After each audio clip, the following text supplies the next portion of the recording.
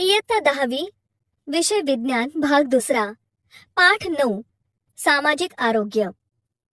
मुलांनो, तुम्हाला तुमच्या घरातील वडीलधारी मंडळी नेहमी मैदानी खेळ खेळण्यास सांगत असतील, कारण आजच्या तंत्रज्ञानाच्या युगात मोबाईल, इंटरनेट, दूरदर्शन यांच्या अतिवापरामुळे शरीराला व्यायाम होत नाही.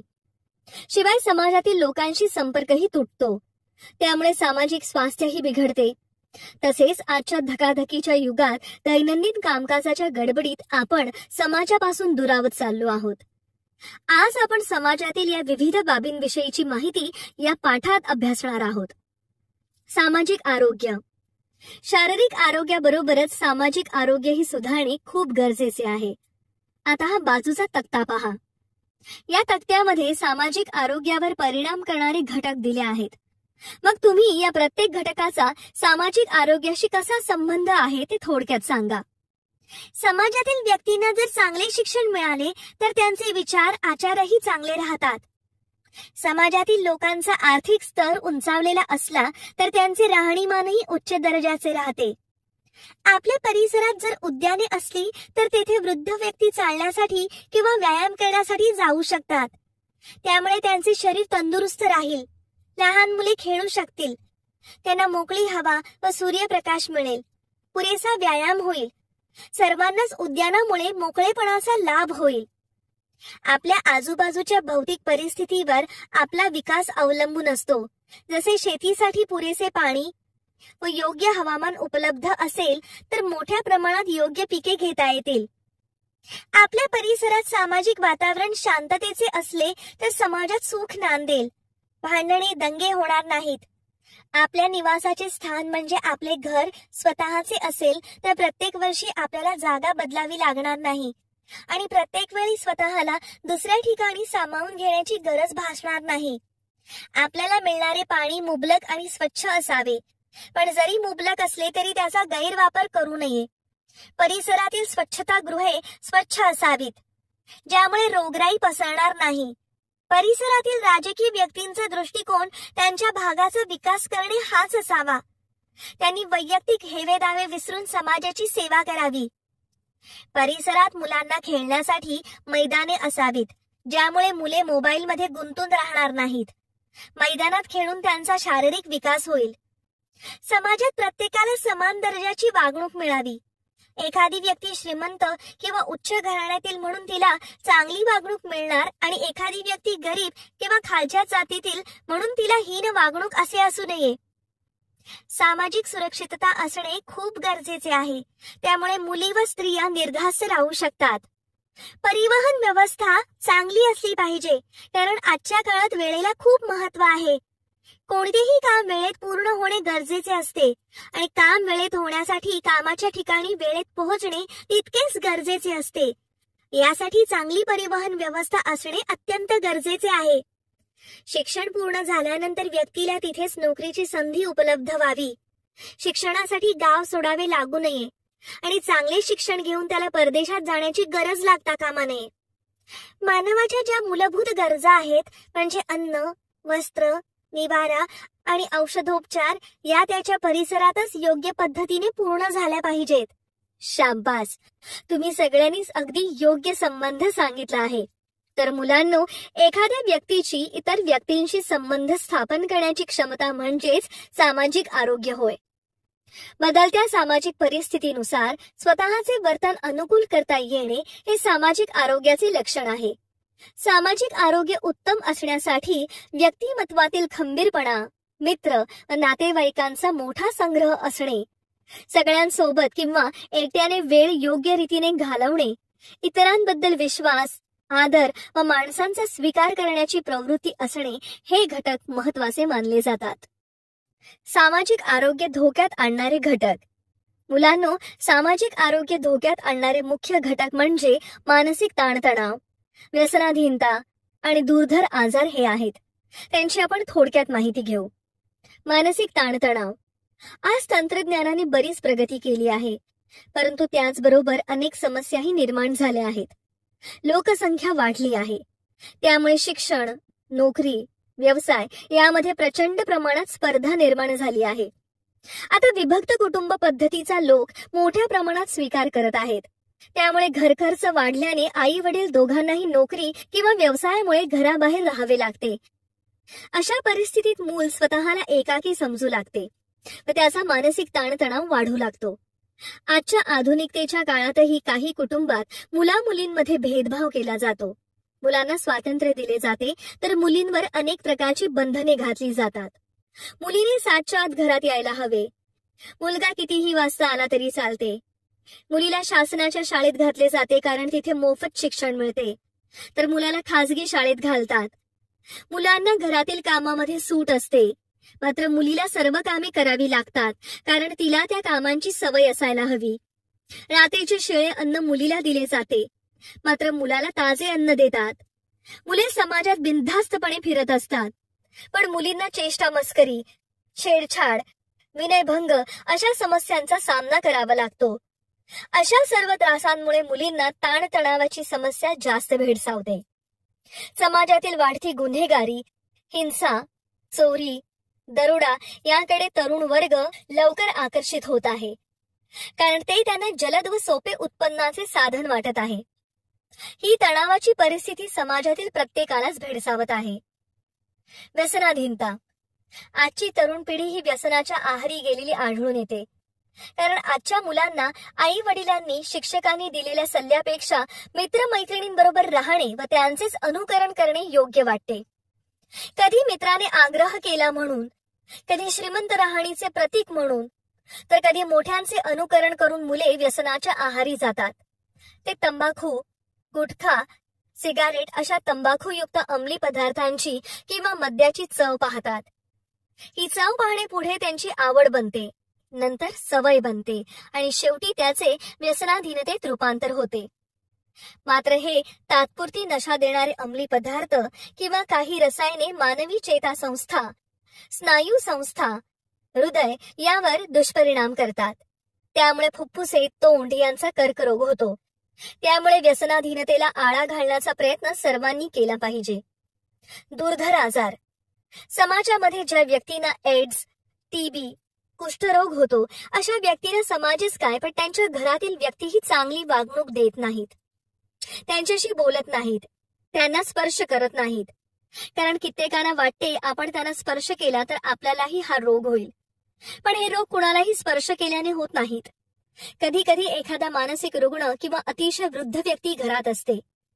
घरातील लोकांना त्यांची नीट काळजी घेता येत नाही, म्हणून ते त्यांना वृद्धाश्रमात दाखल करतात. त्यामुळे दिवसेंदिवस वृद्धाश्रमांची संख्या वाढते आहे. या व्यक्ती तिथे स्वतःला एकटे समजू लागतात आणि मानसिक तणावात जगतात. ही समस्या सुद्धा समाजाला घातक ठरू शकते. सांगा पाहू. मुलांनो, मला सांगा, अंमली पदार्थ, मद्य यांच्या प्रभावामुळे भान नसलेल्या व अस्वच्छ ठिकाणी लोळत पडलेल्या व्यक्ती तुम्ही पाहिल्या आहेत का? हो, पाहिल्या आहेत ना. रस्त्यात बऱ्याच ठिकाणी अशा लोळत पडलेल्या व्यक्ती पाहिल्या आहेत. सर्वात बुद्धिमान असणाऱ्या मानव प्राण्यांची ही दयनीय अवस्था तुम्हाला योग्य वाटते का? नाही, ही अवस्था अयोग्यच आहे. बरोबर, मानवाची ही अवस्था अयोग्यच आहे. तुमच्या आजूबाजूला अशा व्यसनांमुळे प्राण गेल्याचे तुम्ही पाहिले असेल किंवा ऐकले असेल. पदार्थांच्या किण्वनाने मिळणाऱ्या अल्कोहोल या रसायनापासून मद्य निर्मिती होते. मात्र ही प्रक्रिया चुकीच्या पद्धतीने केली तर विषारी रसायने बनतात आणि ती एकाच वेळी अनेकांसाठी जीवघेणी ठरतात. अल्कोहोलमुळे चेतासंस्था, यकृत यांची कार्यक्षमता, माणसाचे आयुष्य कमी होते. पौगंडावस्थेतील मुलांच्या मेंदूच्या वाढीला मद्यपानामुळे अडथळा निर्माण होतो. मेंदूची स्मृती क्षमता व शिकण्याची क्षमताही कमी होते. शारीरिक अनारोग्याबरोबरच व्यक्तीस मानसिक, सामाजिक व कौटुंबिक समस्यांना तोंड द्यावे लागते. अशा प्रकारे या व्यसनाधीनतेमुळे अनेक कुटुंबे उद्ध्वस्त होतात. त्यांच्या मुलामुलींवर याचे वाईट परिणाम होतात. प्रसार माध्यमे व अत्याधुनिक तंत्रज्ञानाचा अतिवापर. आज तंत्रज्ञानामुळे बरीच प्रगती झाली आहे. शिवाय प्रसार माध्यमातून ही प्रगती घराघरात पोहोचली आहे. मात्र तंत्रज्ञानाच्या या प्रगतीमुळे बऱ्याच समस्याही निर्माण झाल्या आहेत. हे चित्र पहा. यात 1998 व 2017 सालातील क्रीडांगणावर खेळण्याच्या संदर्भातील 2 व्यंगचित्रे दिली आहेत. तर तुम्ही सांगा, अशी भिन्न परिस्थिती का निर्माण झाली असेल? 1998 साली तंत्रज्ञान विकसित नव्हते. शिवाय संगणक, मोबाईल फोनही घरोघरी नव्हते. त्यामुळे मुले क्रीडांगणावर खेळायला जात होती. घरी येण्याची त्यांची इच्छाच नसायची. अशा वेळी आईला मुलांना खेचून आणावे लागत होते. मात्र 2017 मध्ये तंत्रज्ञान खूप मोठ्या प्रमाणात विकसित झाले. घराघरात संगणक, मोबाईल फोन आले. त्यामुळे मुले दिवसभर मोबाईलवरील गेम्स, इंटरनेट, टीव्हीवरील कार्टून्स पाहण्यात दंग झाली. एकाच जागी बराच वेळ बसून राहिल्याने शरीराला योग्य हालचाल मिळणे कठीण होते. वजन वाढते, डोळे खराब होतात. त्यामुळे या काळात आई मुलांना मैदानी खेळ खेळायला जाण्यासाठी आग्रह धरू लागली आहे. छान, अगदी बरोबर मत मांडलेस. तंत्रज्ञानाच्या विकासाबरोबर त्याचे दुष्परिणाम जाणवत आहेत. प्रसार माध्यमे व अत्याधुनिक प्रसार माध्यमांशी अतिसंपर्क व त्यांचा अनावश्यक अवाजवी वापर हा सामाजिक आरोग्याच्या दृष्टीने कळीचा मुद्दा ठरतो आहे. मोबाईल फोनवर तासनतास वेळ घालवणाऱ्या व्यक्तींना आपल्या सभोवतालचे भान राहत नाही. आजूबाजूला काय घडते आहे याकडे त्यांचे लक्ष नसते. ते स्वतःच्याच मोबाईलमध्ये व्यस्त असतात. हे एक प्रकारचे व्यसनच असते. अशा व्यसनामुळेही सामाजिक आरोग्य धोक्यात येते. मोबाईल फोनच्या वापरामुळे त्यांना जरी आनंद मिळत असला तरीही त्याचे बरेच दुष्परिणाम आहेत हे त्यांनी लक्षात घेतले पाहिजे. मोबाईल फोनच्या प्रारणांमुळे थकवा, डोकेदुखी, निद्रानाश, विस्मरण, कानात आवाज घुमणे, सांधेदुखी, दृष्टीदोष असे अनेक त्रास होतात. शिवाय मोबाईलची प्रारणे मोठ्या माणसाच्या हाडांपेक्षा बालकाच्या हाडांना जास्त भेदू शकतात. संगणक व इंटरनेट यांच्या नेहमी संपर्कात राहणारे व्यक्ती एकलकोंड्या होतात. ते स्वतः कोणाकडे जात नाहीत. घरी आलेल्यांबरोबर बोलत नाहीत. त्यामुळे समाजातील व्यक्ती व नातेवाईकांपासून ते दुरावतात. त्या व्यक्ती फक्त स्वतःचाच विचार करतात. त्यांच्यामध्ये स्वमग्नता, आत्मकेंद्रीपणा येतो. त्यांची इतरांप्रती असणारी संवेदनशीलता कमी होते. त्यांना कोणाबद्दल काहीच वाटत नाही. या व्यक्ती इतरांना मदत करत नाहीत. त्यामुळे इतर लोकही त्यांना मदत करत नाहीत. त्यामुळे सामाजिक स्वास्थ्य बिघडते. थोडे आठवा, मुलांनो, कार्टून मालिका पाहण्यामुळे लहान मुलांवर त्याचा खूप जास्त प्रभाव पडतो. शिवाय काही अयोग्य संदेशही मुलांपर्यंत पोहोचले जातात. त्यामुळे अशा काही कार्टून मालिकेवर शासनाने बंदी घातली आहे. हे चित्र पहा. यात दाखवल्याप्रमाणे तुमच्या घरातही लहान मुलांना तुम्ही असे मोबाईल पाहत, टीव्ही पाहत जेवताना पाहिले असेल. या प्रसार माध्यमांचा मुलांवर इतका प्रभाव पडत आहे की कार्टून फिल्म्स पाहणारी मुले त्या फिल्म मधील पात्रांसारखी वागू लागतात. शिनचॅन, छोटा भीम, नोबिता ही मुलांची आवडती पात्र. त्यांची नक्कल करण्याचा मुले प्रयत्न करतात. बऱ्याच गेम्स मध्ये गाड्यांच्या शर्यती, अपघात असतात किंवा युद्धही असतात. हे गेम्स खेळल्यामुळे मुलांमध्ये नकारात्मकता येते. त्यांचा स्वभावही चिडखोर, रागीट होतो. मोबाईल किंवा संगणकावर असणाऱ्या गेम्समुळे मुलांचा वेळ वाया जातो. कारण त्यामध्ये वेगवेगळ्या लेव्हल्स असतात आणि त्या लेव्हल्स पार करण्याची उत्सुकता निर्माण होऊन मुले अधिकाधिक वेळ गेम्स खेळू लागतात. त्यांचे लक्ष सतत त्या गेमवर राहिल्याने इतर गोष्टींतील एकाग्रता नष्ट होते. यासाठी विजेचा वापर जास्त प्रमाणात होतो. त्यामुळे घराचे आर्थिक नुकसानही होते. पबजी सारखे गेम्स खेळता खेळता काही मुलांना आपला जीवही गमवावा लागला आहे. या बातम्या आपण टीव्हीवरून तसेच वर्तमानपत्रातून वाचल्या व ऐकल्या आहेत.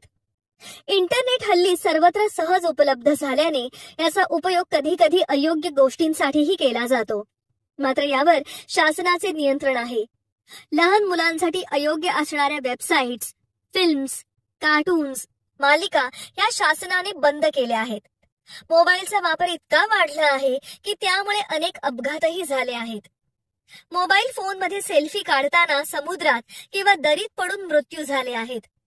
धावत्या रेल्वेतून मोबाईल ऐकण्याच्या नादात धक्का लागून पडून अपघात झाले आहेत. जर रस्त्यावर एखादा अपघात झाला असेल तरी लोक अपघातग्रस्तांना मदत करण्याऐवजी त्या अपघाताच्या दृश्यांचे चित्रीकरण करतात व व्हॉट्सअप, फेसबुकला पाठवतात. मात्र त्या अपघातग्रस्त व्यक्तींना मदत करत नाहीत. तसेच मुले स्वतःहून अभ्यास करत नाहीत. त्यामुळे पालक मुलांना दम देतात किंवा मारहाण करतात. तसेच लहान मुलांना मारहाण करणाऱ्या नोकरांच्या व्हिडिओ क्लिप्सही समाज माध्यमावर आपल्याला नेहमी पाहायला मिळतात. मात्र कोणाला असा प्रश्न पडत नाही की नोकर व पालक लहान मुलांना मारहाण करत असताना समोर असलेली व्यक्ती त्यांना थांबवण्याचा प्रयत्न करण्याऐवजी व्हिडिओ का काढत असेल आणि मारहाण करणारी व्यक्ती त्याला तो व्हिडिओ कशी काढू देत असेल. अशी अनेक व्हायरल झालेली सत्य किंवा असत्य पाहण्यात अनेकांचा वेळ फुकट जात असतो. आता हे चित्र पहा. या चित्रात दिसणारे दृश्य हे तुम्हाला योग्य वाटते का ते सांगा. रस्त्यात उभा राहून सेल्फी काढणारा तरुण या चित्रात दिसतो आहे. मात्र अशा सेल्फी काढण्याने अपघात होतात. बरोबर, मोबाईलच्या या अतिवापरामुळे बरेच अपघात होतात. अशी घातक व अनैसर्गिक कृत्ये करणारी व्यक्ती मानसिक तणावाखाली असते, म्हणून ती अशा प्रकारचे कृत्य करतात. वैद्यक शास्त्रांमध्ये अशा कृतींना मानसिक आजार असे म्हणतात. तुम्ही कुठेही सेल्फी काढताना काही व्यक्तींना पाहिले असेल. सेल्फी काढणाऱ्या अशा व्यक्तींना सभोवतालच्या जगाचे भानच राहत नाही, तसेच धोकाही समजत नाही. अशा विकाराला सेल्फी साइड असे म्हणतात.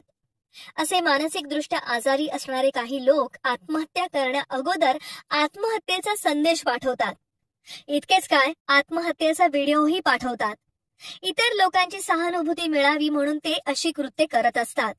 त्यामुळे आपण नेहमी मोबाईल फोन, दूरदर्शन, इंटरनेट या प्रसार माध्यमांचा वापर हा सकारात्मक व गरजेपुरताच करावा.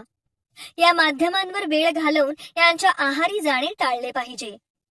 सायबर गुन्हा. आजच्या तंत्रज्ञानाच्या युगात अनेक व्यवहार हे इंटरनेटच्या माध्यमातून होत आहेत. शिवाय हे एक वेळ वाचवण्याचे माध्यम म्हणूनही याकडे पाहिले जाते. मात्र असे व्यवहार करताना योग्य दक्षता घेतली नाही तर फसवणूक होऊ शकते. संगणक वा इंटरनेट वापरून केल्या जाणाऱ्या गुन्ह्यांना सायबर गुन्हे असे म्हणतात. सायबर गुन्हे कोणकोणत्या प्रकारचे असतात त्यांची आता आपण माहिती घेऊ.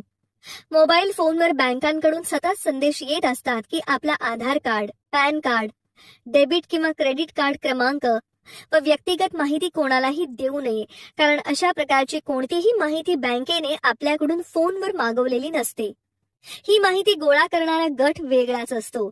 ही माहिती गोळा करून ते आपल्या अकाउंटमधील पैसे आपल्या नकळत ट्रान्सफर करून घेतात.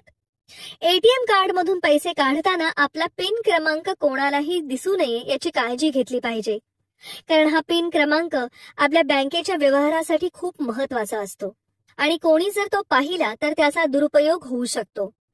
सायबर गुन्ह्याच्या अंतर्गत वेबसाईटवर चांगल्या वस्तू दाखवून निकृष्ट वस्तू किंवा उपकरणे पाठवून ग्राहकांची फसवणूक केली जाते. बँकेच्या डेबिट किंवा क्रेडिट कार्डचे पिन क्रमांक वापरून ग्राहकांच्या खात्यातील पैशांचे परस्पर व्यवहार केले जातात. शासनाची, संस्थांची किंवा कंपन्यांची इंटरनेटवरील महत्वाची गोपनीय माहिती संगणकीय प्रणाली किंवा युक्त्या वापरून मिळवली जाते. त्या माहितीचा गैरवापर केला जातो. याला हॅकिंग ऑफ इन्फॉर्मेशन असे म्हणतात. खोटे फेसबुक अकाउंट उघडून त्यात स्वतःची खोटी माहिती देणे, त्या माहितीच्या आधारे तरुणींची फसवणूक करून त्यांचा विनयभंग करणे, आर्थिक शोषण करणे असे गुन्हे अलीकडे खूप वाढले आहेत. दुसऱ्याने तयार केलेले लिखित साहित्य, संगणकीय प्रणाली, फोटो, व्हिडिओ, संगीत इत्यादी इंटरनेटवरून मिळवून त्याचा गैरवापर किंवा अवैध विक्री केली जाते. या गुन्ह्याला चौर्य म्हणजेच पायरसी असे म्हणतात. इलेक्ट्रॉनिक माध्यमातून बदनामीकारक संदेश पाठवणे, अश्लील चित्रे प्रसारित करणे, प्रक्षोभक विधाने पाठवणे असाही वापर केला जातो. ईमेल, फेसबुक, व्हॉट्सअप अशा माध्यमांमुळे विचार व माहितीची देवाणघेवाण अतिशय जलद गतीने होते.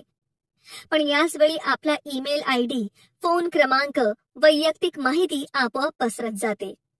ती असंबंधित व्यक्तीपर्यंत पोहोचवली जाते. त्यातूनच नको असणारे संदेश किंवा फसवणुकीचे संदेश येण्याचे प्रमाणही वाढते. आज अनेक वृत्तवाहिन्यांवर व्हायरल सत्य किंवा असत्य असे कार्यक्रम असतात. तसेच अनेक वृत्तपत्रातूनही नियमितपणे व्हायरल झालेल्या बातम्यांची किंवा घटनांची सत्यता पडताळून पाहणारी सदरे नियमितपणे येत असतात. यावरून एक गोष्ट ध्यानात घ्यायला हवी की समाज माध्यमांवर येणारी प्रत्येक गोष्ट खरी नसते. अनेकदा ती प्रसारित करण्यामागे काही वाईट हेतू असतात. तसेच आरोग्याच्या संदर्भात येणाऱ्या अनेक संदेशात शास्त्रीय दृष्टीने काहीच तथ्य नसते, हेही ध्यानात घेतले पाहिजे.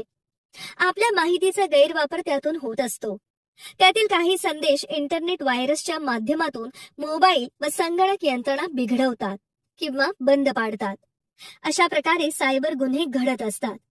असे गुन्हे करणे ही सुद्धा एक मानसिक विकृती आहे. गुन्ह्याचे परिणाम भोगणाऱ्याला आणि गुन्हा करणाऱ्यालाही मानसिक दडपणाला सामोरे जावे लागते. या गुन्ह्याला आळा घालण्यासाठी पोलीस यंत्रणेत सायबर गुन्हे कक्ष सुरू करण्यात आला आहे. तेथील तज्ज्ञ सायबर गुन्ह्याचे तपशील गोळा करून गुन्ह्यांचा शोध लावून आरोपी शोधून काढतात. माहिती तंत्रज्ञान कायदा 2000, IT ऍक्ट 2000 हा 17 ऑक्टोबर 2000 पासून अंमलात आला असून 2008 मध्ये त्यामध्ये सुधारणा करण्यात आल्या. या कायद्याच्या अंतर्गत सायबर गुन्हे करणाऱ्या व्यक्तीला 3 वर्षे कैद किंवा 5 लाखांपर्यंतच्या दंडाची तरतूद करण्यात आली आहे. सायबर गुन्ह्यांवर नियंत्रण ठेवण्यासाठी सर्वात जास्त पुढाकार हा महाराष्ट्र राज्याने घेतला आहे. या बाबतीत स्वतंत्र विभाग निर्माण करणारे महाराष्ट्र राज्य हे देशातले पहिले राज्य आहे. ताणतणाव व्यवस्थापन. आजच्या या धकाधकीच्या काळात ताणतणावाचे योग्य ते व्यवस्थापन केले पाहिजे. हे चित्र पहा. यात दाखविल्याप्रमाणे सार्वजनिक उद्यानामध्ये सकाळी एकत्र जमून मोठमोठ्याने हसणारे लोक तुम्ही पाहिले असतील. हे लोक मोठमोठ्याने हसतात व आपला ताणतणाव दूर करतात. या मनमोकळेपणाने हसण्याच्या संकल्पनेला हास्य मंडळ असे म्हणतात. मित्रमैत्रिणी, भाऊ बहीण, पालक, समवयस्क व्यक्ती यांच्याबरोबर संवाद साधल्यामुळे मन मोकळे होते. तसेच मनातले विचार लिहून काढल्याने हसण्याने ताणतणाव कमी होत असतो. वस्तूंचा संग्रह करणे, छायाचित्रण करणे, पुस्तकांचे वाचन करणे, पाककला, शिल्पकला, चित्रकला, रांगोळी, नृत्य, संगीत ऐकणे अशा छंदांमुळे आपले मन सकारात्मक गोष्टींकडे वळते व नकारात्मक गोष्टी आपोआप दूर लोटल्या जातात. त्यामुळे आपण असे छंद जोपासले पाहिजेत. बरं, आता मला सांगा, संगीत, शारीरिक शिक्षण, चित्रकला या तासिकांची तुम्ही आतुरतेने वाट का पाहता? कारण आम्हाला शारीरिक शिक्षणाच्या तासाला मैदानावर खेळायला जाता येते. तसेच चित्रकलेमध्ये चित्र काढता येतात व ते आम्हाला आवडते. संगीतही खूप आवडते. बरोबर, संगीत, चित्रकला या विषयात आनंद घेता येतो व अभ्यासामुळे थकलेल्या मेंदूला उभारी देता येते. आनंददायी संगीत शिकणे, ऐकणे, गाणी म्हणणे यामुळे आपल्याला आनंद मिळतो व तणाव दूर होतो. संगीतात मनस्थिती बदलण्याची ताकद असते. खेळांमुळे शारीरिक व्यायाम, शिस्त, इतरांशी आंतरक्रिया, संघभावना वाढणे, एकाकीपणा संपून व्यक्ती समाजाभिमुख होणे असे अनेक फायदे होतात. त्यामुळे सामाजिक स्वास्थ्य सुधारते. त्याचप्रमाणे नियमित व्यायाम केल्याने, स्नायूंना मालिश केल्याने किंवा स्पा सारखे उपाय केल्याने मनावरील ताणतणाव कमी होतो. योग हा केवळ आसने, प्राणायाम यांपुरता मर्यादित नाही, तर त्यात नियम, संतुलित व सात्विक आहार, ध्यानधारणा अशा अनेक घटकांचा समावेश आहे. दीर्घ श्वासोच्छवास, योग निद्रा, योगासने यामुळे शरीराला अनेक फायदे होतात. तर ध्यानधारणेमुळे स्वभावामध्ये सकारात्मकता येते. यामुळे अध्ययनात एकाग्रता वाढते. वेळेचे व्यवस्थापन, स्वतःच्या कामांचे नियोजन व निर्णय घेण्याची क्षमता हे गुण विकसित करणे म्हणजे सामाजिक दृष्ट्या सुदृढ व आदर्श व्यक्तिमत्व जोपासणे असे म्हणता येईल. निसर्ग हा सुद्धा माणसाचा अगदी जवळचा मित्र आहे. बागकाम, पक्षी निरीक्षण, निसर्गाच्या सानिध्यात वेळ घालवणे किंवा एखाद्या पाळीव प्राण्याचे संगोपन केल्यामुळे आपल्या विचारसरणीमध्ये सकारात्मकता येते. आपल्या आजूबाजूला घडणाऱ्या घटनांबद्दल सजगता विकसित करणे, मनातील नकारात्मकता दूर करण्याचा निर्धार करणे अशा मानसिक व्यायामानेही सामाजिक आरोग्य सुधारायला मदत मिळते. ताणतणाव व्यवस्थापन करणे हे आपल्या हातात असते. पण तरीही काही कारणाने ते व्यवस्थापन यशस्वी ठरले नाही तर औदासिन्य, नैराश्य अशा गंभीर समस्या उद्भवतात. अशा व्यक्तींसाठी योग्य तो वैद्यकीय सल्ला किंवा समुपदेशन हे उपाय करता येतात. तसेच अनेक अशासकीय संघटना यासाठी मदतीचा हात पुढे करत असतात. तंबाखू विरुद्ध संयुक्त चळवळी. तंबाखूचे दुष्परिणाम लोकांपर्यंत पोहोचवणे गरजेचे आहे. त्यामुळे जागतिक आरोग्य संघटना, टाटा ट्रस्ट अशा 45 नामांकित संस्थांनी एकत्र येऊन तंबाखू विरुद्ध चळवळ सुरू केली आहे. तंबाखू सेवनावर नियंत्रण तसेच तंबाखू विरुद्ध कार्य करणाऱ्यांना मार्गदर्शन करण्याच्या हेतूने ही चळवळ कार्य करत आहे. सलाम मुंबई फाउंडेशन, मुंबई. सलाम मुंबई फाउंडेशन ही संस्था झोपडपट्टीतील मुलांना शिक्षण, खेळ, कला, व्यवसाय या बाबतीत सक्षम करण्यासाठी कार्य करते आहे. ही संस्था मुंबईतील अनेक शाळांमध्ये प्रबोधनपर कार्यक्रम राबवते. शिक्षण, आरोग्य व जीवनमान सुधारण्यास मदत करून विद्यार्थ्यांना शाळेत शिकण्यास सक्षम बनवते. या ट्रस्टने महाराष्ट्रातील काही जिल्हे हे तंबाखू मुक्त केले आहेत. ही संस्था 2002 पासून आपला समाज तंबाखू मुक्त व्हावा म्हणून शहरी व ग्रामीण भागातील अनेक शाळांसोबत कार्य करत आहे. शासनाच्या मदतीने हा कार्यक्रम मुंबईमधील सुमारे 200 शाळांमध्ये राबविला आहे, तर उर्वरित महाराष्ट्रात 14,000 शाळांमध्ये राबविला जात आहे. प्रत्येक शाळेमधून तंबाखू मुक्तीची शपथही घेण्यात आली आहे. अशा प्रकारे या संस्था अतिशय भरीव कार्य करून समाजातील स्वास्थ्य सुधारण्यास मदत करीत आहेत. शासनाचे प्रयत्न व योजना केवळ व्यसनाधीनतेमुळे त्रासात असणारे नव्हे, तर इतर त्रास असणाऱ्या लोकांसाठी शासन स्तरावरही खूप प्रयत्न केले जात आहेत.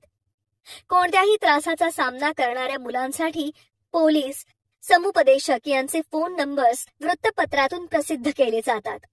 तसेच विविध समाजोपयोगी कार्यक्रमही शासन राबवित आहे. विविध सामाजिक संस्थांनाही हे कार्यक्रम राबविण्यासाठी शासन प्रोत्साहित करत आहे. आपल्या शहरातील समुपदेशन करणारे समुपदेशक किंवा विद्यार्थ्यांना मदत करणाऱ्या विविध संस्थांची माहिती आपण ठेवली पाहिजे, कारण त्या आधारे आपण इतरांना हवी ती योग्य मदत करू शकतो.